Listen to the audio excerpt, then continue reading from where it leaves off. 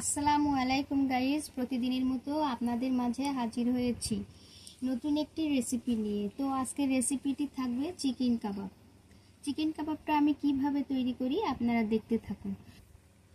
এবার আমি চিকেনটা নিয়ে নিয়েছি, চিকেনটা ম্যারিনেট করার জন্য দিয়ে দিব।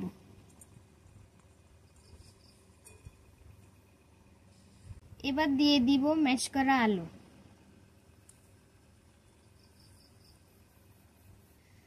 এর সঙ্গে দিয়ে দিব পেঁয়াজ কুচি, কাঁচা ঝাল কুচি, আদা রসুন বেটে রেখেছিলাম 1 চামচ দিয়ে দিব। দিয়ে দিব কাবাবের মশলা, ভাজা জিরা 1 চামচ দিয়ে দিব। 1 চামচ গরম মশলার গুঁড়া দিয়ে দিব। 1 চামচ দিয়ে দিব ধনিয়া গুঁড়া। স্বাদ মতো দিয়ে দিব লবণ। হাফ টেবিল চামচ দিয়ে দিব কর্নফ্লাওয়ার। 1 টেবিল চামচ পরিমাণ দিয়ে দিব টমেটো সস।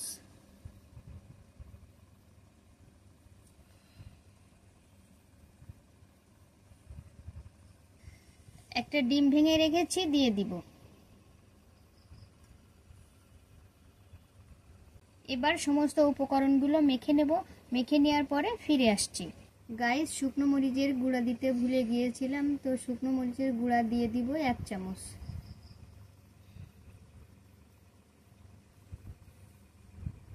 ফিরে এসেছি গাইস, এবার আমি কাবাবের শেপগুলো দিয়ে নিব।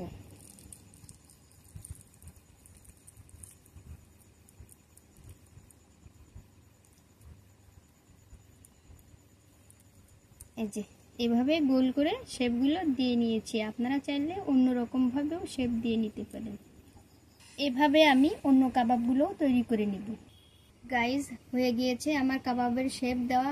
এখন আমি ভাজার জন্য নিয়ে যাব। একটা কড়াই চুলোর উপরে বসিয়ে দিয়েছি। কড়াইতে সয়াবিন তেল দিয়ে দিব।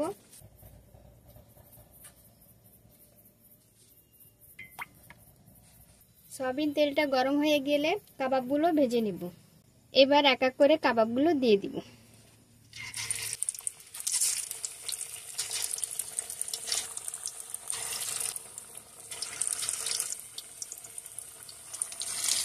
কাবাবগুলো আমার ভাজা হয়ে গিয়েছে, এখন নামিয়ে নেব।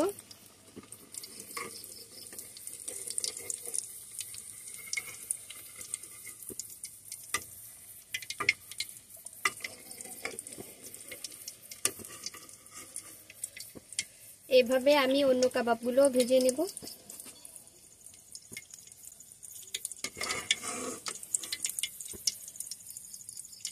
তো হয়ে গিয়েছে গাইস আমার চিকেন কাবাব।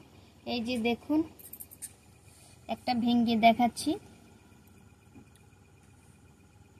ভিতরটা কত সুন্দর জুসি হয়েছে।